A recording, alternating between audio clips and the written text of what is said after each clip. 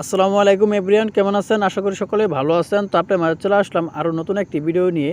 তো আজকের ভিডিওতে আপনাদেরকে দেখাবো বাংলালিংক সিমে মিস কল অ্যালার্ট সার্ভিস কীভাবে আপনি বন্ধ করবেন। তো আমরা অনেকেই বাংলালিংক সিমে মিস কল অ্যালার্ট সার্ভিস বন্ধ করে অ্যাক্টিভ করে রাখি।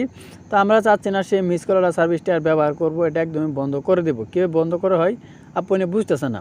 তো আজকের এই ভিডিওতে পুরো প্রসেসটা দেখিয়ে দেবো কীভাবে আপনি বাংলালিংক সিমে মিস কল অ্যালার্ট সার্ভিস বন্ধ করবেন একদম চিরতরে। এটা বন্ধ করার জন্য আপনি মতো চলে যাবেন ফোনের ডায়াল প্যাড অপশনে।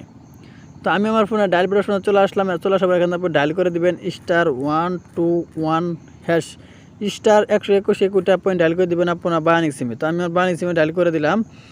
ডায়াল করার পর এরকম একটি ইন্টারফেস কিন্তু আপনাদের মধ্যে শো করবে। তো এখানে আপনি দেখতে পাচ্ছেন 7 নাম্বার আছে স্টপ, এটা আপনি 7 উঠিয়ে দিয়ে সেন্ড অপশনের উপর ক্লিক করে দেবেন। তো আমি এখানে সেন্ড অপশনের উপর ক্লিক করে দিলাম। সেন্ড অপশনের উপর ক্লিক করার পর এরকম একটি ইন্টারফেস শো করে এখানে আপনি দেখতে পাচ্ছেন 4 নাম্বার আছে মিস কল অ্যালার্ট, এখানে আপনি 4 উঠিয়ে দিয়ে সেন্ড অপশনের উপর ক্লিক করে দেবেন।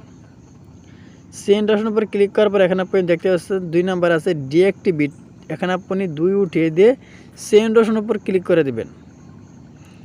সেন্ড অপশনের উপর ক্লিক করার পর এরকম একটি ইন্টারফেস শো করে এখানে আপনি কনফার্ম হওয়ার জন্য 1 উঠিয়ে দিয়ে সেন্ড অপশনের উপর ক্লিক করে দেবেন। সেন্ড অপশনের উপর ক্লিক করার পর আপনাকে সঙ্গে সঙ্গে একটি মেসেজের মাধ্যমে এই সার্ভিসটি একদমই বন্ধ করে দিবে। এই যে এটা কিন্তু আমার দুঃখিত আপনার মিস কল অ্যালার্ট অ্যাক্টিভ করা নাই, আমার কিন্তু miss call alert service active করা নাই, এখানে কিন্তু দেখাইতেছে না। যদি আপনি অ্যাক্টিভ করে রাখেন সঙ্গে সঙ্গে কিন্তু এটা বন্ধ হয়ে যাবে। তো এই ছিল মূলত আজকের ভিডিওটা মনে ক্লিয়ারলি বুঝতে পারছেন। তো আজকের ভিডিওটা যদি ভালো লাগে অবশ্যই একটি লাইক করে দিবেন, প্লিজ চ্যানেলটি সাবস্ক্রাইব করে আমাদের সাথে থাকবেন।